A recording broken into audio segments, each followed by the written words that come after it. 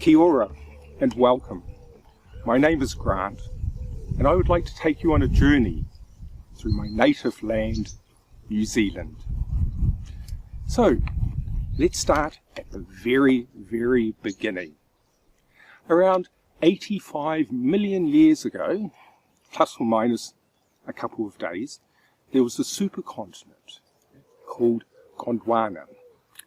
And within Gondwana, there were subcontinents and microcontinents, and one of these microcontinents was called Zealandia, which, as you can imagine, one day it would become New Zealand. So, they all decided to split up and go their separate ways. Why?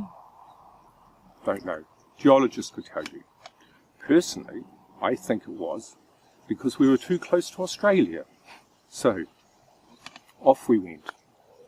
Floated along, bumped into a few things along the way, before ending up at the bottom of the world in splendid isolation. And time passed. Mountains grew. Rivers burst their banks, flooding plains, leaving behind fertile land. And the glaciers came down from the mountains, carving out vast valleys throughout the landscape. And the flora and fauna evolved. There were giant kauri trees reaching 50 meters into the sky with a 20-meter girth. There was the giant moa bird, a huge flightless creature weighing up to 200 kilos and standing up to 2.5 meters high, which was hunted by the equally impressive Haast eagle. One thing New Zealand forgot to take when it left Gondwana was anything nasty.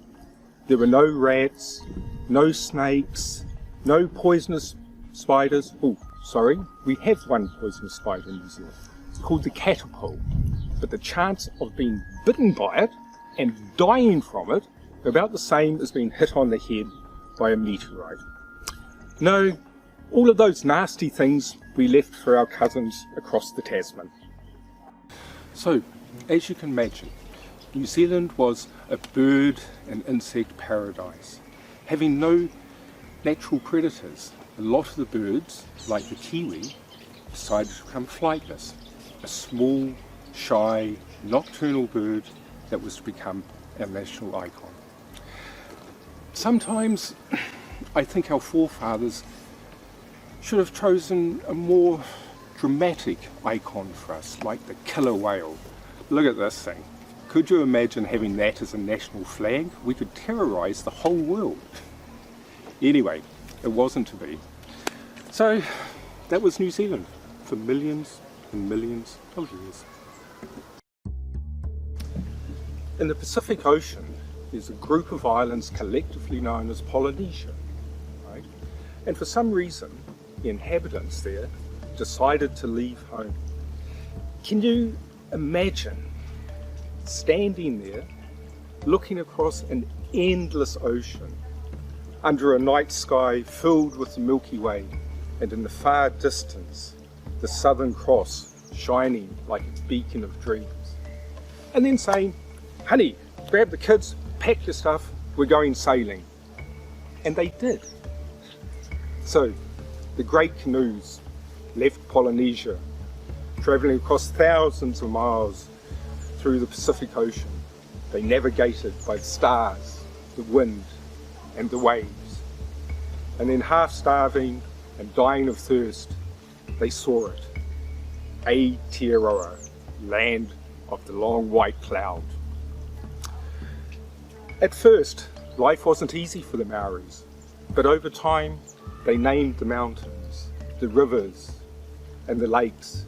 They discovered what plants could be eaten, what plants were poisonous, what plants could heal. They also discovered the bushman's friend, which, as you can imagine, is a useful plant when you're in the bush and need to... So. And their culture grew. There were gods, there were demigods, Maori, who fished up the North Island and brought fire to the people. Songs were sung, stories were told. There was art, there was war. And they traded throughout amongst themselves. Precious greenstone from the south, fatty mutton birds from the coastal islands. Great chiefs and warriors were born and died.